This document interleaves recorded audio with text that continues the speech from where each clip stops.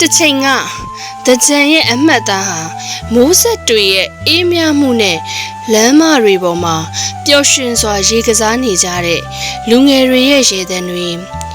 တချင်းသံတွေနဲ့ရောရှက်နေခဲ့တယ်။မိုးဆက်တွေဟာ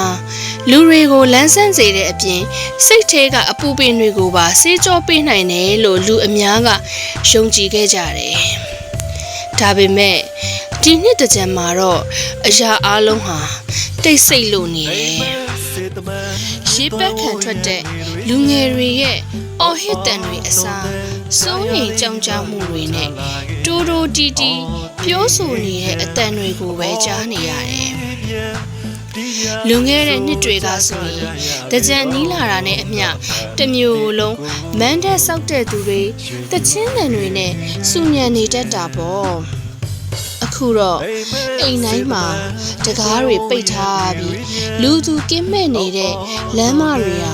ကြောက်စရာကောင်းလောက်အောင်တိတ်ဆိတ်နေတယ်။မိုးဆက်တွေလည်းမကြခဲ့ဘူး။တကယ်တော့မိုးရွာဖို့ကောင်းတဲ့အချိန်ခါမဟုတ်ပေမဲ့တကြံဆိုတာနဲ့ရေနဲ့မိုးဟာခွဲခြားလို့မရတယ်လို့ဖြစ်နေခဲ့တာဟုတ်။အခုတော့တိုက်ခိုက်လာတဲ့လေနွေးနွေးလေးကပူလောင်၆တွေ့လို့နေတယ်။အရင်တုန်းကရေပက်ခံထွက်ရင်ပျော်ရွှင်ခဲ့ကြတဲ့တငယ်ချင်းတွေလည်းအခုတော့ကိုယ့်အိမ်ကိုမပြန်ရဲကြဘူး။တချို့ကမြို့ပြင်ကိုတိမ်းရှောင်နေကြတယ်။တချို့ကတော့အိမ်ထဲမှာပဲပုံအောင်နေကြတယ်။ပတင်းပေါက်ကနေလမ်းမကိုငေးကြည့်နေမိတဲ့မက်မြက်လေးရဲ့မျက်လုံးထဲမှာငယ်ဘဝအမှတ်တရတွေပြင်းမြင်နေတယ်။အရင်နှစ်တွေကသူမနဲ့သူမရဲ့တငယ်ချင်းတွေဟာအလှဆုံးဝတ်စုံတွေကိုဝတ်ဆင်ပြီးတယောက်ကိုတယောက်ရေတွေပတ်ကြပျော်ရွှင်စွာနဲ့ကောက်ခုံကြနဲ့တနေကုန်လမ်းမပေါ်မှာပဲရှိနေခဲ့တာ။အခုတော့အဲ့ဒီရက်တွေဟာအိမ်မက်တစ်ခုလိုဝေးကွာသွားခဲ့ပြီ။သူမရဲ့ဖခင်ကတက်ပြင်းချရင်ဒီနေ့တကြံတော့အိမ်မှာပဲနေကြတာပေါ့မြက်လေးရဲ့လို့ပြောတယ်။မက်မြက်လေးကဘာမှပြန်မပြောနိုင်ခဲ့ဘူး။သူမရဲ့မျက်လုံးထဲမှာတော့လွန်ခဲ့တဲ့တကြံတွေရဲ့ပျော်စရာပုံရိပ်တွေကိုပဲပြင်းမြင်နေတယ်။ရောင်စုံချေထားတဲ့မန်းတက်တွေတီးမှုတ်တန်တွေရေပက်ခံနေတဲ့လူတွေရဲ့ရေတံတွေအဲ့ဒီအရာတွေအားလုံးဟာ